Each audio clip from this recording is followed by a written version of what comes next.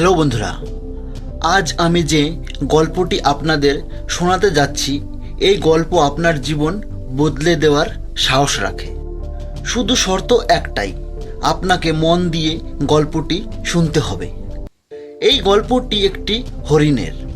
একবার একটি হরিণ জঙ্গলে পানির খোঁজ করছিল। সে খুব পিপাসিত ছিল।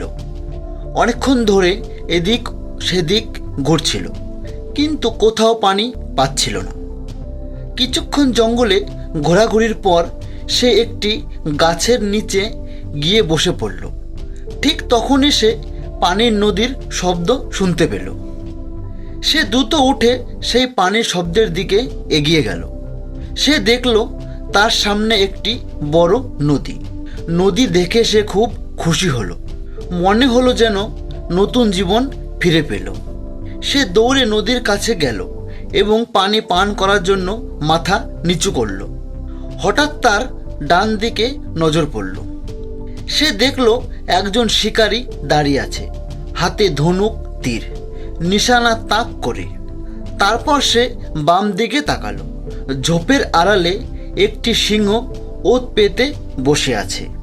সে সব ভুলে গেল। পিপাসার কথাও মাথা থেকে চলে গেল।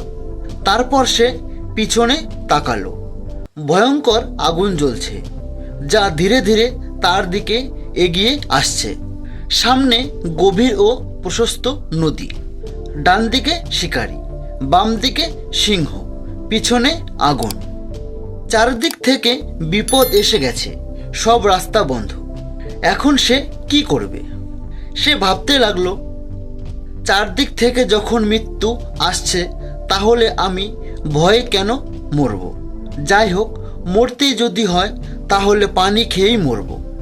সে শান্ত হয়ে পানি পান করতে শুরু করলো। ঠিক তখনই আকাশে কালো মেঘ জমল। বৃষ্টি শুরু হলো। বৃষ্টির পানিতে পিছনের আগুন নিভে গেল।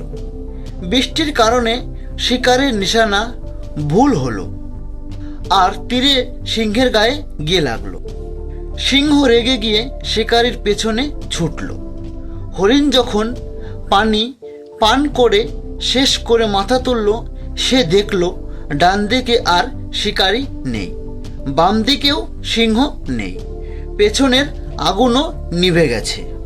তো বন্ধুরা, এই গল্প থেকে আমরা এই শিক্ষা পাই যে মানুষের জীবনেও সমস্যা একা আসে না, যখন আসে চারিদিক থেকে আসে।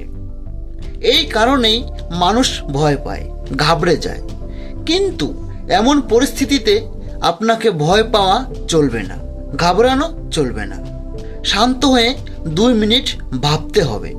হরিণেরও অনেক বিকল্প ছিল। সে নদীতে ঝাঁপ দিতে পারত, অথবা এদিক সেদিক দৌড়াতে পারত, কিন্তু সে শান্তভাবে নিজের কাজেই মন দিল। সে পানি খেতে এসেছিল, তাই পানি খেতেই লাগলো।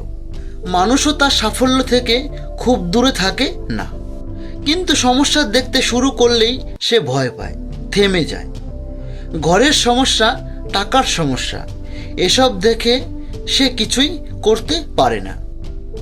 কিন্তু আপনাকে ভয় পেলে চলবে না। আপনাকে নিজের কাজে লেগে থাকতে হবে এবং কখনো ভাববেন না দুনিয়া কি বলবে। একদিন এই দুনিয়া আপনার দিকে তাকিয়ে থাকবে। যদি গল্পটি ভালো লাগে তাহলে ভিডিওটি লাইক করো আর বন্ধুদের সাথে শেয়ার করো। আর হ্যাঁ, আরও এমন গল্পের জন্য আমাদের চ্যানেলটিকে সাবস্ক্রাইব করে রাখো, যাতে এরকম গল্প সবার আগে আপনার কাছে পৌঁছতে পারে। ভিডিওটি দেখার জন্য সকলকে ধন্যবাদ।